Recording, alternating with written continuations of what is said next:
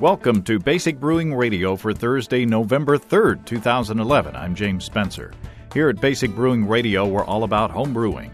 Well, this week, No Sparge Brewing. Chris Colby, editor of Brew Your Own magazine, joins us to talk about mashing without rinsing. Why would you do it? What are the results? What are the benefits and drawbacks? We'll answer your Twitter questions, too. If you're new to home brewing and would like to get into the hobby for the first time, check out our website, basicbrewing.com, where you can find archives of our audio and video podcasts and our DVDs to walk you through basic and more advanced brewing techniques. You can follow me on Twitter. My username is Basic Brewing, all one word. Also, you can find me on Facebook at facebook.com/basicbrewing.james. And we also have a Basic Brewing Radio and Basic Brewing Video page on Facebook at facebook.com/basicbrewing. Thanks again to everybody clicking on the Amazon.com associate link on our basicbrewing.com site. Whenever you think of Amazon, think of us first and click on our associate link. It won't cost you any extra, and you'll be helping us to bring you this show, and we appreciate your support greatly. And remember, there is now an amazon.co.uk link on our page as well. We also have associate links for Brew Your Own magazine and the American Homebrewers Association on our site, too. You can find our Basic Brewing iPhone and Android podcast apps on their respective stores, and we're on the BlackBerry podcast directory now, too. My Belgian beers for the Brew Your Own Basic Brewing Radio Fermenter Experiment are in the bottle, one fermented in glass and one in plastic. And I'm thinking I may have time to brew another session beer before the November 28th deadline. So stay tuned for that. The 2012 Brewer's Logbook is at the printer. I have the proof copy, and it looks great. The books should be on the online store, basicbrewingshop.com, by early next week. I've been getting email asking where they are, and they're on the way. And this year's cover looks great, by the way. But, of course, the important part is inside, where you can log and track 50 batches of beer. So stay tuned for that. I got some fun responses to the Melon Blood episodes from last week. Jerry in Millsap, Texas writes, although I haven't used watermelon juice in a beer and wouldn't, I had a hunch from the beginning of the video as to where this was going. You see, about 2 years ago, I made a batch of watermelon wine, 5 gallons, and bottled it in 12-ounce beer bottles. Only a few of those bottles were ever consumed because the wine isn't at all pleasant to drink. No great loss since I'm a beer lover, not a wine lover. Jerry says, Tom T. Hall's song Old Dogs, Children, and Watermelon Wine was my inspiration for making the stuff. And no offense, Tom, but I will never again be tempted to put watermelon in any of my alcoholic beverages. Well, thanks, Jerry. Well, I've tasted a nice watermelon wheat beer, so I know that you can put watermelon juice in a beer and have it turn out well. But I'd like to do a watermelon wine like you did, maybe just not 5 gallons, but just a small batch, just to see if those flavors that we don't care for so much are coming from the fermented watermelon juice itself, or just, as I suspect, it's just because the beer is unbalanced. It's more about the juice than the beer. Jens, or is it Jens from Sweden, writes with this. Says, hey guys, I just watched your latest episode on brewing a beer with melon blood, and I wanted to let you know of an experiment that my friends and I did a few weeks ago. Basically, we did the same thing you did, extracting the juice from melons, only we used cucumbers. The beer, Cucumbeer, is a Kolsch, German-style ale, extract beer, and just like yours, when fermenting it, it changed color from puke green to a rusty brownish color. The finished product smelled like a jar of pickles and tasted like old cucumbers. Though a fun and tedious experiment, it won't be repeated again and is not recommended. Now we're stuck with 8 more bottles of undrinkable beer. Well, now we know. We can cross that cucumber Kolsch we were planning to make off the list. Kolsch. I do have to salute your experimental nature there over in Sweden. And I hope that you will continue playing around with ingredients with that attitude.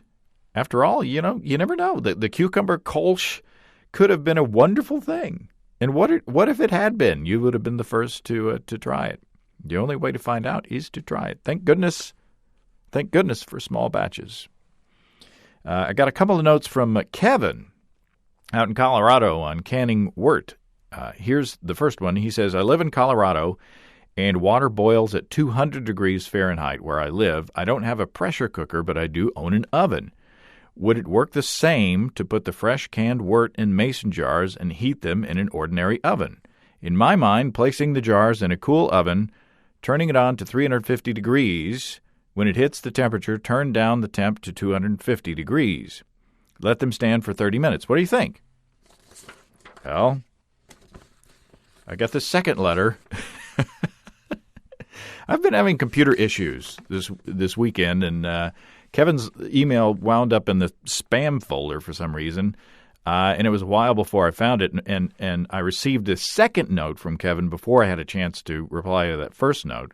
And Kevin says, I answered my own question. I took a pint jar of wort, followed my directions as described in the previous email. Since you enjoy experiments, I'll include you on my findings. Can you predict? Anybody? Kevin says the whole principle of heating the contents of a canning jar is to bring it to boiling or higher temperature. You know how easily wort will boil over on top of the stove? When you boil wort in a mason jar, the results are not different, but now I have an oven to clean. My wife will he says my wife will surly insist. I think he means Shirley, but she was probably surly as well. She'll insist that the oven is spotless. I thought that I would share that bit of real-life experience. Don't try baking in the mason jar full of wort. Use the pressure cooker. Thanks for sharing, Kevin. Now there's another thing that we know not to do, which brings up an idea. A couple of years ago, Steve and I, we had a Brewing Disasters show where we read your accounts of brew days gone bad and such, and it's probably time for another one. You guys sent in a lot of great email on brewing software recently, which Steve and I plan to record that episode soon. So I'm going to go to the well once again and ask you to share your brewing disasters. What was a crazy brewing experience that you had, and how did you recover and brew a good beer anyway at the end of that day? Or did the whole day just turn out to be lost in the process, and the only thing to do was to have a home brew and relax after cleaning up the mess? So, we had a big variety of different homebrew disasters last time we did it, so it would be fun to hear what your biggest brew day disaster was. You can send your brew day disaster stories to james@basicbrewing.com, or just use the contact form on basicbrewing.com, and I'll see if I can round up a prize or two for the best stories. Maybe a brewer's logbook and or something else. Maybe I'll call some vendors or get in touch with some vendors and see what we can round up. Send us your brewing disasters. But first, now let's talk to Chris Colby and answer your questions about No Sparge Brewing. Well, Chris Colby, welcome back to Basic Brewing Radio. Hey, James. Thanks for having me on the show. We're going to talk about No Sparge Brewing. We've talked about batch sparging. We've talked about fly sparging. This is another step that I don't know that we've talked about specifically for an entire show. There's an article in the upcoming issue of Brew Your Own magazine by, is it Dave Lowe? Yep. About no sparge lautering. Simplify your session beer brew day. So what are we talking about here? Well, the basic idea behind No Sparge Brewing is that you mash with a very thin mash such that when you run it off, you run off your entire pre-boil wort volume, in one swoop. You don't add additional sparge water. You don't say add water continuously as you're drawing off wort as you would in continuous sparging. You don't run the grain bed dry and then add more sparge water as you would in batch sparging, and you don't dip the brew in a bag into a second little volume of water as you might in brew in a bag brewing. No Sparge Brewing is surprisingly just what it says. There's no sparge. You just run thin mash, run your entire volume off into the kettle and start heating it. All right. Well, thanks for talking to us. We'll talk to you next. Oh, all right. See you next week. Yeah.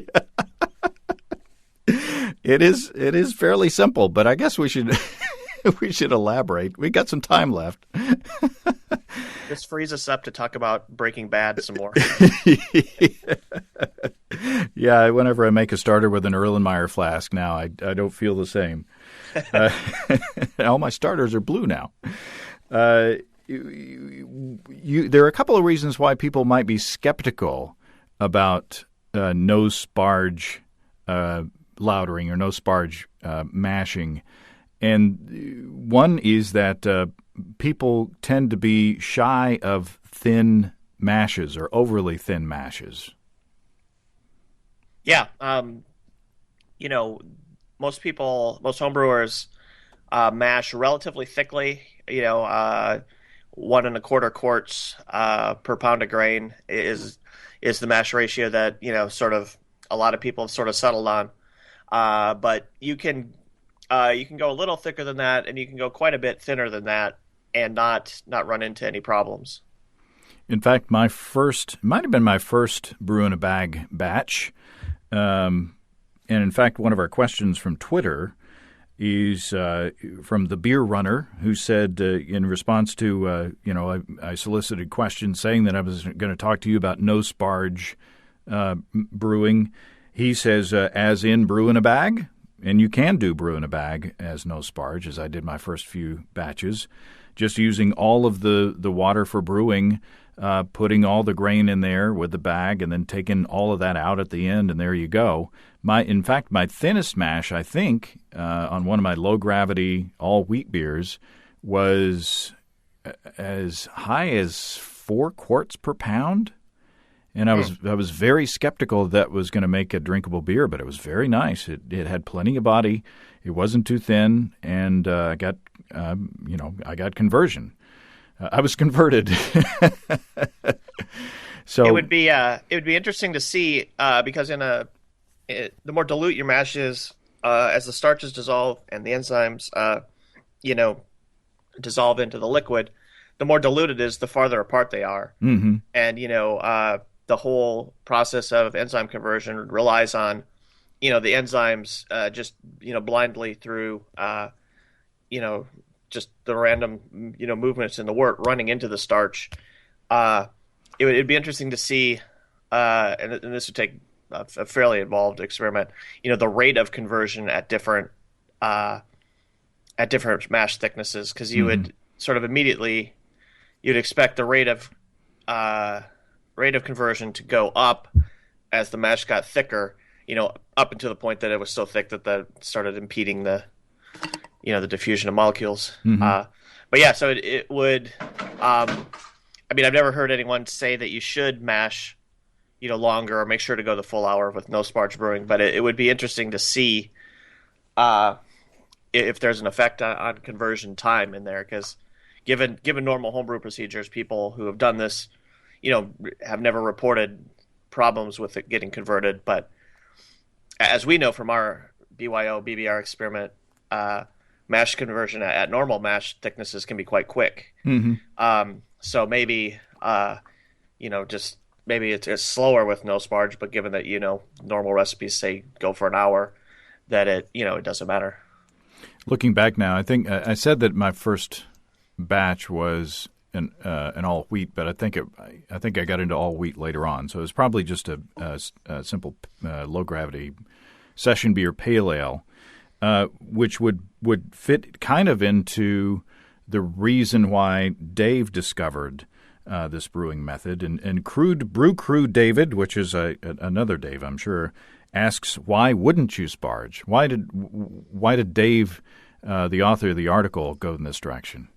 When people adopt no sparge brewing, it's usually for a couple reasons. One is it's just very simple, and two, people who use it over and over like the repeatability of it, because they can, when you put your entire pre-boil wort volume in your mash tun, along with a little bit extra to take care of what the grains are going to absorb and what is going to be left in the dead spaces. You just drain you drain the lauter tun when you're done mashing, and that's it. There's sort of there's no room to make a mistake in collecting your wort. You can't forget and collect too much as possible on continuous sparging. I guess you could make a mistake adding the amount of water at front, but once you've done that, once you've got your initial amount of water in the lauter tun, if that's the correct volume, then you're going to yield the correct volume. And so it's just simple. It runs. Now the brew day runs quickly because unlike in continuous sparging, you don't have to continuous sparging. You usually try to sparge over 60 to 90 minutes, get the grain the wort flowing out nice and slowly, and rinse the grain bed evenly. With No Sparge Brewing, you just let it rip, and when you've collected the wort, your volume in the kettle, you're done.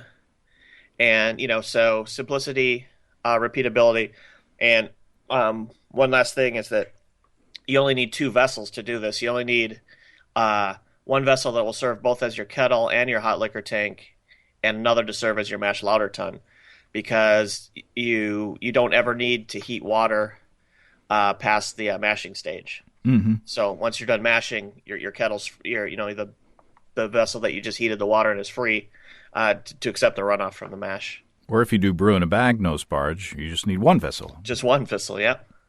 Now, Dave also mentioned that he was trying to improve his ordinary bitter recipe, and he found out that chasing higher extract efficiencies, in other words, trying to squeeze all the sugar that he could out of the mash, was actually giving him a less desirable beer than if he had just been happy with, say, 70%. And Jeremy on Twitter says, is there any flavor differences, more malt complexity, less tannin extraction? He says, I could go on all day, but I'll stop there. Well, the Twitter 140 characters stops you. But but according to Dave, on these low, moderate gravity English bitters, he found that doing the no sparge and not worrying so much about squeezing every little bit of sugar out of the mash tun actually helped the character of the beer. Yeah, most people who try the no sparge brewing method report getting a little bit lower extract efficiency, and because of this, you need to add more malt, to hit the same target, and as a result of this, they get maltier tasting beers out of it. And one reason that has been suggested, someone wrote into BYO and suggested this, and it it hasn't been tested, but it sort of sounds right, is that the malt flavors come from the molecules that are dissolved from the husk of the grain. The malt is kilned, heated in it's what's essentially an oven for a while. And it, in pale malt, it very lightly toasts the outside, and in darker color malts, it toasts it more deeply. And that's where your malt flavors come from. And so if you make a beer that, you make 2 different beers, say, that start at 1036, if one you had 90% efficiency and one you had, say, 60% efficiency, in the one that you had 60% efficiency, you had a lot more, grain holes in there, barley husks, if it's an all barley beer. And so it's at least reasonable, and especially if you make another assumption that's unproven, is that the molecules in the husk that contribute to flavor and aroma, sort of just dissolve out fairly quickly. Then in that case, lower efficiency is going to mean maltier beer. That's interesting. So yeah, the reason that he switched to it was because he had heard that you got more malty tasting beers. He tried it. He believed his beers were more malty tasting. And given that his efficiency changed as well, there's sort of a, not tested, so you can't say it's true, but for a reason that sounds pretty compelling that might be true. That there's just more, uh, husks per unit of extract that you get out of your beer. Now, speaking of darker malt, Chad writes on Twitter, what is the efficiency difference for less toasted, in other words, lighter malt versus darker malt? So would you see a difference in the way the efficiency is achieved or is extracted from different malts in this method versus others? I wouldn't see how this, unless I'm missing what he's asking. I don't see how that would be. It'd be like any other mash. Mm-hmm. Just thinner. So if I understand him, yeah, I don't think this method would change the extract potential of different colored grains, if that's sort of what he's asking. Jim asks, is there a standard formula to convert mashing temperatures when converting recipes to No Sparge Brewing, or is there no need? No, you should. I guess if the mash is thinner, you need to get you need to feed those variables into your temperature calculator to make sure you're not going to start with the same mash temperature at a lower thickness or less thin mash. Does that make sense? Yeah, you definitely have to adjust your strike water temperature, because with a thinner mash, you've got more water to grain, so your strike water temperature is going to be closer to your mash temperature than it would with a thick grain. But if the question is, do you need to adjust your mash temperature at all? I don't think so. I mean, although there is an effect supposedly on mash thickness and fermentability, so maybe you'll want to taste your beer and adjust it. But I don't know, at least of any simple formula that says if you change your mash thickness by this much, you need to change your mash temperature by this much. I mean, I tend to think not from actual experiments and doing it, but just from sort of anecdotal, evidence of having brewed a lot of beers and done some, at different thicknesses.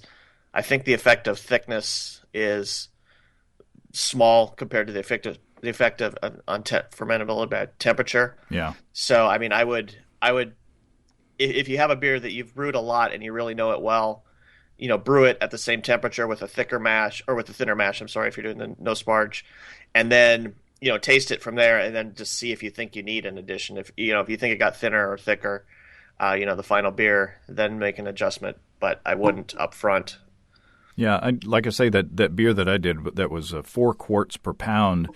If you read the literature, if you read the forums and such as that, you would expect it to be a very thin, watery beer, and it wasn't, even though it was a low-gravity beer. So, you might have to tweak. If you're afraid of getting a thinner beer, you might tweak your mash rest temperature up a little bit, but at least on the first batch, I wouldn't worry too much about it. Yeah, that's funny. It's sort of counter to what professional brewing texts say. I mean, in all the professional books I've read, the thinner the mash, the less fermentability, because you've got, you've spread out all the molecules farther, and it takes longer for the enzymes to digest them. Up to a point. There's a point where all that breaks down when it gets too thick, because diffusion isn't diffusion anymore because it's bumping into other things. But Phil from My Life as a Foodie says, what kind of efficiency percentage are you getting with the no sparge technique? How much sugar are you able to get from the grain without rinsing? So, according to Dave, he was talking about brewing at 90%, and then he went down to around 70%. Yeah, although he was shooting for that, so I don't know how much, I don't know if he changed also his grind and whatever that. Most people report a drop in efficiency, although how big that is going to depend on a lot of factors, like, how if you change your grind, for example, of the grist, if you change how often you stir, like I would think in a thinner mash, stirring would help quite a bit. because, again, you've got, your starch molecules are on average going to be farther apart than in a thicker mash, and the enzymes floating around will have a longer path before they bump into one. And so I think there's a lot of variables there. I wouldn't think that you could just make a blanket statement that's going to apply without knowing more of the details. One thing about efficiency, though, I mean, I know a lot of homebrewers are obsessed about efficiency, and anything that, like, oh, I don't want to do that, my efficiency will go down. One thing just to consider in No Sparge Brewing is this is mainly applied to session beers. Mm-hmm. So you've got a small grain bed to start with. So, in terms of, actual amount of cash that you're spending extra to put, a little bit more malt into a 1036 beer might to you be worth it if it turns out maltier, Mm-hmm. I mean, you might not, if you're brewing, a double barley wine or something, you might not want to opt for a low efficiency method of mashing and sparging. I completely understand that. But on a bitter or some sort of low gravity session beer, the difference in actual cost is going to be smaller. And then when there's a purpose for that cost, that the beer is actually better. It's not just saving time or whatever. Although that is part of the attraction of No Sparge is the time. But, I think, I personally wouldn't, worry about my efficiency that much on a bitter unless it dropped down to like 40% or something, Yeah, Dave says as the gravity goes up, the efficiency drops in a very predictable way. I mean, it makes sense if you've got because if you're going to get the same volume out of a larger amount of grain, the mash thickness is going to be increased, and then one would think that the necessity for rinsing those sugars out would increase as well. So it seems like to me that if you have a higher gravity beer, that you are going to get less efficiency, and if you are doing a bigger beer, you probably do want to rinse. Yeah, a lot of homebrewers have noted that their efficiency goes down as their gravities go up, and what that is incomplete sparging. If you brew a pale ale, say, and collect 6.5 gallons and boil it down to 5, versus brewing a barley wine and you collect 6.5 gallons and boil it down to 5, when you stop collecting wort at 6.5 gallons, you've still got plenty of sugar left in there. Mm-hmm. If you have a barley wine, you should, quote unquote, have sparged it fully out to 12 or 13 gallons and then boiled that down to 5. But of course, that's time and energy and caramelization, and so your efficiency on when it goes down at higher gravity brews, that's because you're collecting less volume of wort per pound of grain.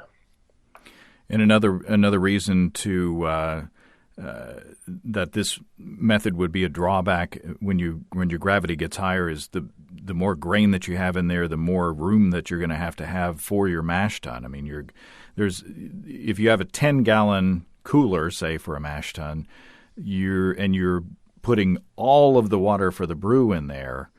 When you add more grain in there, you're going to need more water because the grain is going to soak up some of that water. So you're going to need more volume.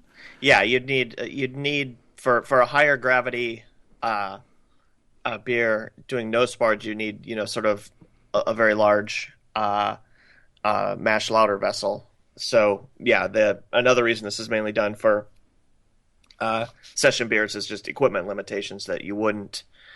You could probably get, depending on how much extra room you have in your vessels right now, you could probably get away with it. If you're a 5-gallon brewer used to brewing on a 10-gallon, with 10-gallon vessels, you could probably get away with an average strength beer, maybe a little bit higher.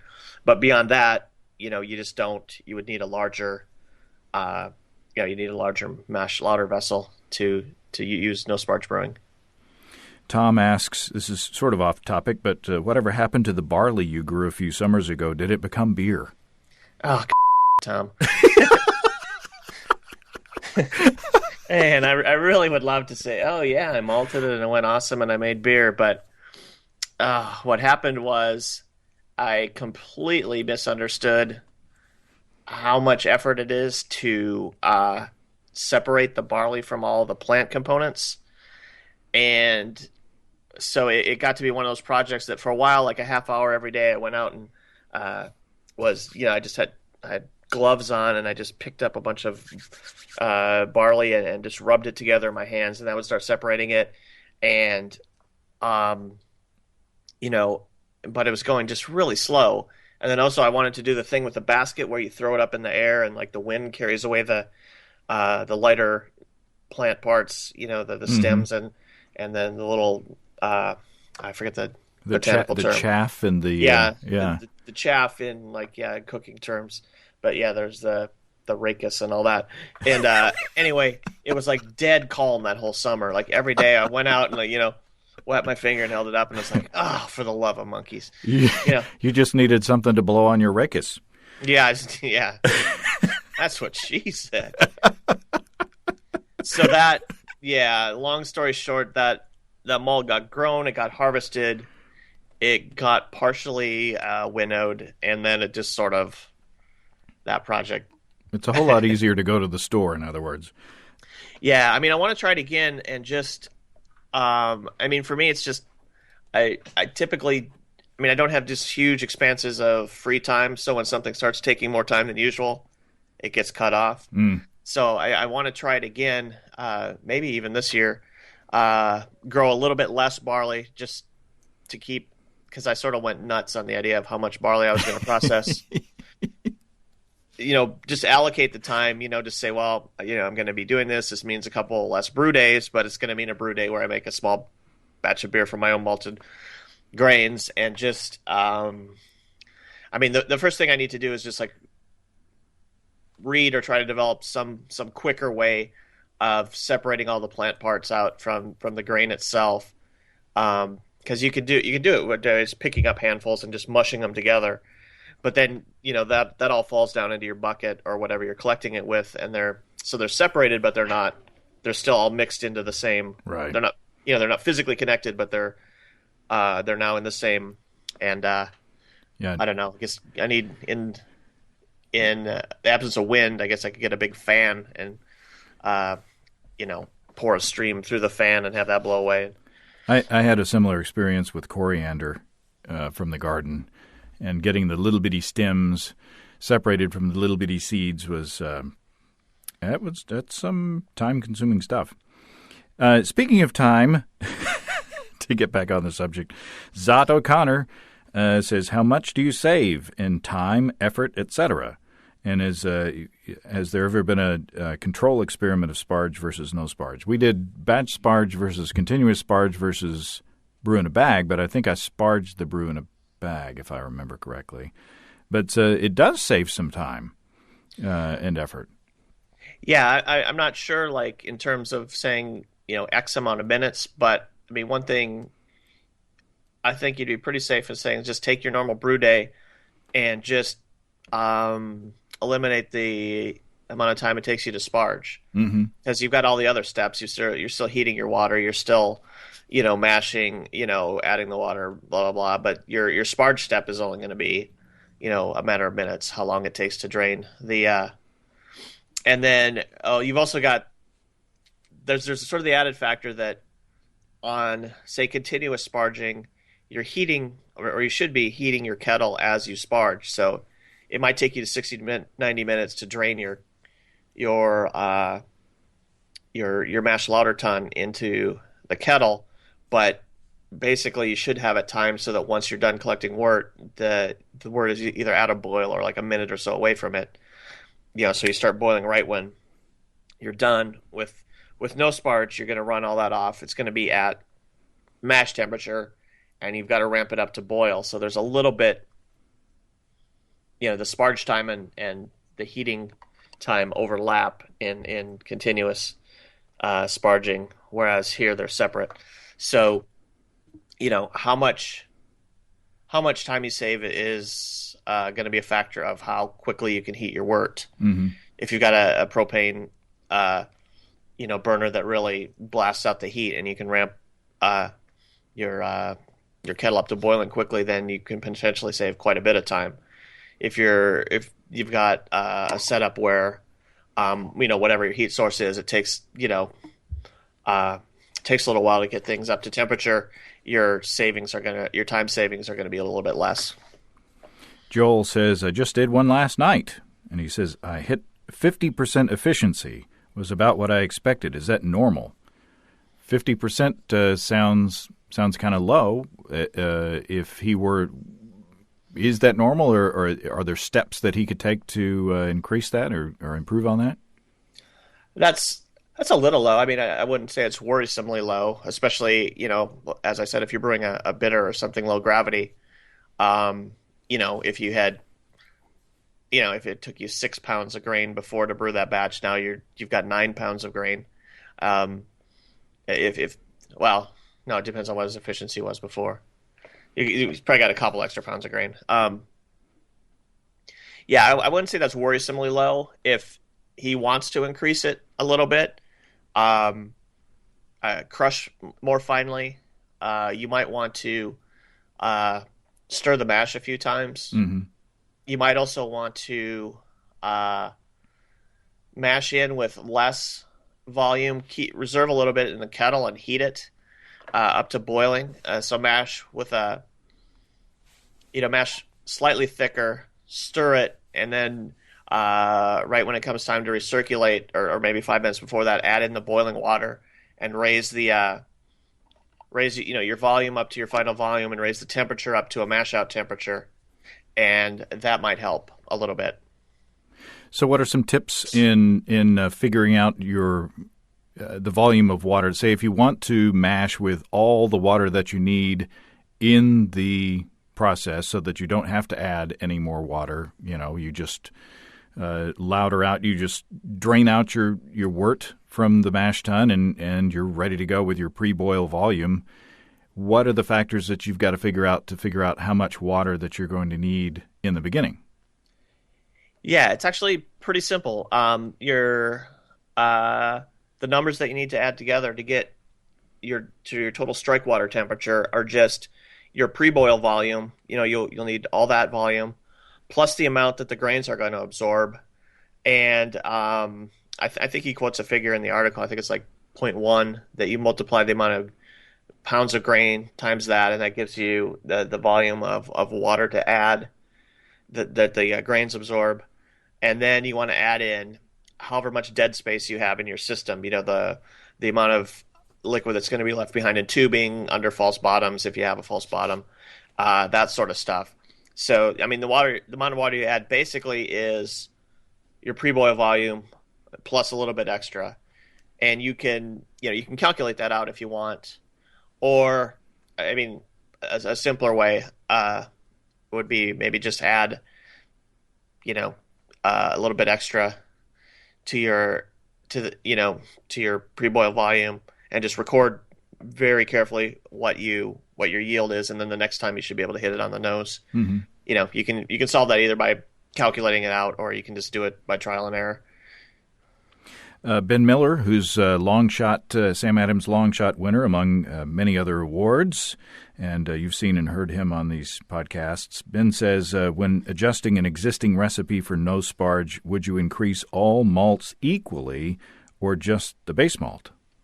I would do just the base malt. I mean, because I would expect that in a 5-gallon batch, I would expect, say, half a pound of Crystal 60 is going to taste like half a pound of Crystal 60, no matter what your lautering method is. That would be that's again not something I've scientifically tested, but that would be my assumption. And because I think that I don't think your lautering efficiency affects the rate that the amount of husk molecules that you get really too much. And especially in this case, since you've added the whole. Yeah, I mean, if you did some sort of sparge thing where you decrease the total amount of water you put through the grain, then I would increase the specialty grains. But in this case, no, I would. Although this is testable, I mean, I'm not saying this is absolutely true, but my Your gut feel. My gut feel would be that I would increase the base malts to correct my efficiency, and I would leave the more darkly kilned and specialty malts. I would leave those at the same amounts per target beer volume. Joshua writes in, I have a recirculating No Sparge system and love it. It's the most repeatable and user-friendly brewing experience I've ever seen. Please dispel the myth that it is inefficient for normal beers. Kai at Brewkaiser has Braukaiser, has a great write-up on separating out mash and lauter efficiency that is really worth reading through when you're looking at No Sparge. Some interesting questions to ask because I get them all the time. How is my efficiency affected by No Sparge Brewing? And because it is essentially a closed system, are my results more predictable? The answer is yes, they are. He says, thanks for covering the topic. I think it's a great one. So if he's got a recirculating Sparge system, then that may be more along the lines of maybe a Rims or a Herms or something like that, where if the wort is constantly circulating through the mash, it seems like it's a step up from just plain old No Sparge mashing in a kettle or in a mash tun. Yeah, I mean, if he's getting or if he's claiming that his efficiency isn't lowered with this method, maybe the fact that he's continually recirculating has something to do with that. Maybe it's sort of akin to constantly stirring it. So yeah, as for dispelling the myth that people get lower efficiency, I think most people report that they do. Although, granted, it might be because they're doing something different in the mash that would lead them to do that. That they could correct. But yeah, I mean, I think you can always change your mash efficiency, no matter what it is, no matter what your method is. It just comes down to how do you crushing the grains, stirring, and of course making sure that your temperatures and water, are suitable to get a good conversion. And as we've said on the show probably many times, since we are on the homebrew scale and we're just talking a couple pounds of grain extra, if your efficiency is low, and you don't want to work too hard at increasing it, you're not talking about a lot of money. And as Dave implies with the article, not worrying so much about the efficiency with some styles enables you to be more creative and actually come out with better character, as opposed to trying to squeeze all the sugars that you can out of the mash tun. Yeah, I mean, I'd rather, if I'm drinking like a bitter at, say, with a 1040 OG, I'd rather have it, be a malty one that I got 60% mash efficiency than, one that tastes dry and thin, but I got 95% efficiency at, because, I mean, well, just for me, brewing beer isn't about getting crap out of grain. It's about beer that tastes good at the end. Some people, maybe they're mechanical engineers and, their idea of homebrewing is, finding some way to get every last drop out of their grain. But if you're a brewer because you want to have good, flavorful beer, for something like this, I would give this a try. I probably will give this a try just because I've got a couple lower gravity beers that I wouldn't mind saving a little time on brew day, and I wouldn't mind if they turned out a little bit more malty than they have in the past. I'm not going to worry about that. In fact, I'll be happy. And if it will keep the fire marshal off your back. Yeah. I think legally I can brew now. I gotta read that fire burn ban and maybe call someone from the county. But I think propane might be allowed outdoors. Maybe they can be influenced with homebrew or something. Yeah, right now I don't know. People are kind of touchy about the subject of fire around here. Mm-hmm. So, rightfully so. Yeah. Well, what else is there? Anything else that you can think of that we haven't covered? I mean, as we talked about in the beginning, it's a pretty easy subject. Essentially, you're just foregoing that that rinsing step, adding more water at the beginning into the mash tun and just collecting what you need at the end. Yeah, that's essentially it. I mean, the allure of No Sparge for people who do it is that for session beers, it simplifies the brew day. People who do it repeatedly claim that there's a repeatability that they don't get with other methods. Also, with the lowered extract efficiency comes more flavor from grain husks, and that's pretty much it. It's a simple way to brew your beers. If you can tolerate a little bit lower efficiency, you get rewarded with a little less time on brew day and a little more malty beer, and I think that's basically it. Awesome. Yes. You mentioned one of the people had won the long shot contest. Yeah, Ben Miller. Yeah, a guy from my homebrew club won it this year. Corey Martin. Awesome. He brewed a Munich Dunkel, and I guess it's coming out at the beginning of the year.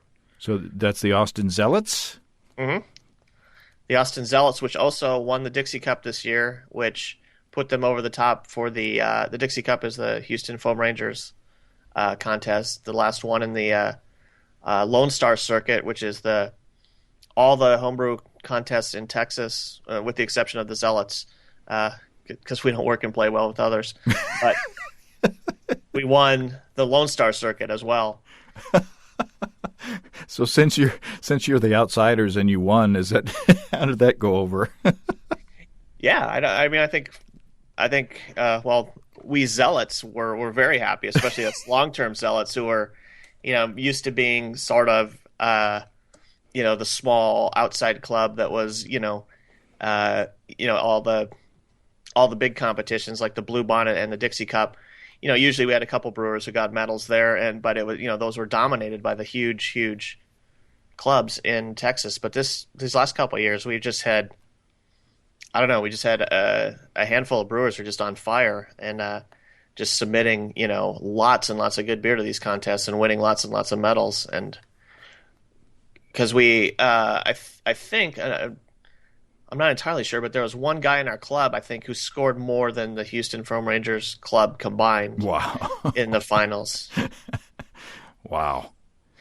Yeah, Well, congratulations to everybody down there. That's awesome. Yeah, it was a good year to be a Zealot. I've been to a couple of those meetings, sort of accidentally, down there. Being down there for South by Southwest, and the meetings seemed to coincide with that. Down there, sipping beers at the Ginger Man. Yep. So, the Ginger Man's actually moved from where you were. Into a better place, I hope. Well, it's nice. Yeah, they're both. I like the old Ginger Man. The newer places, newer.